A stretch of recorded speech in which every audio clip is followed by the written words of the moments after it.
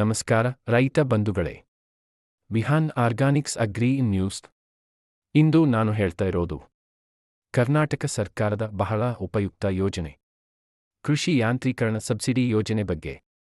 ಈ ಯೋಜನೆಯಡಿ ರೈತರು tractor, power tiller, rotavator, sprayer, cedar, harvester ಹಾಗೂ ಇನ್ನೂ ಹಲವಾರು ಕೃಷಿ ಯಂತ್ರಗಳನ್ನು ಸರ್ಕಾರದ ಸಹಾಯಧನದಲ್ಲಿ ಪಡೆಯಬಹುದು.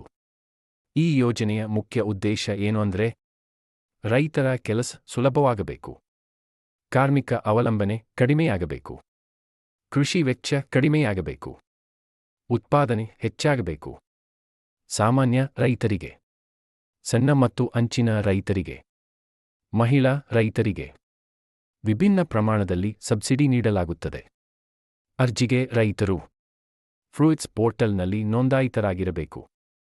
ಆಧಾರ್ ಮತ್ತು ಬ್ಯಾಂಕ್ ಖಾತೆ ಲಿಂಕ್ ಆಗಿರಬೇಕು.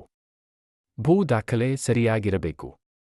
ಅರ್ಜಿಯನ್ನು ರೈತ ಸಂಪರ್ಕ ಕೇಂದ್ರದಲ್ಲಿ ಅಥವಾ ಕೃಷಿ ಇಲಾಖೆಯ ಮೂಲಕ ಸಲ್ಲಿಸಬಹುದು. ಈ ಯೋಜನೆಗೆ ಸಂಬಂಧಿಸಿದ ಅರ್ಜಿಯ ಲಿಂಕ್, ಅರ್ಹತೆ, ಸಬ್ಸಿಡಿ ವಿವರ, ಎಲ್ಲ ಅಧಿಕೃತ ಸರ್ಕಾರದ ಮಾಹಿತಿಯನ್ನು ನಾನು ಡಿಸ್ಕ್ರಿಪ್ಷನ್ನಲ್ಲಿ ನೀಡಿದ್ದೇನೆ. ಹಾಗಾಗಿ ವಿಡಿಯೋ ಕೆಳಗೆ ಇರುವ ಡಿಸ್ಕ್ರಿಪ್ಷನ್ ಅನ್ನು ತಪ್ಪದೆ ಓದಿ. ಇಂತಹ ನಿಖರ ಕೃಷಿ ಮಾಹಿತಿಗಾಗಿ ವಿಹಾನ್ ಆರ್ಗಾನಿಕ್ಸ್ ಅಗ್ರಿ ನ್ಯೂಸ್ ಜೊತೆ ಇರಿರಿ.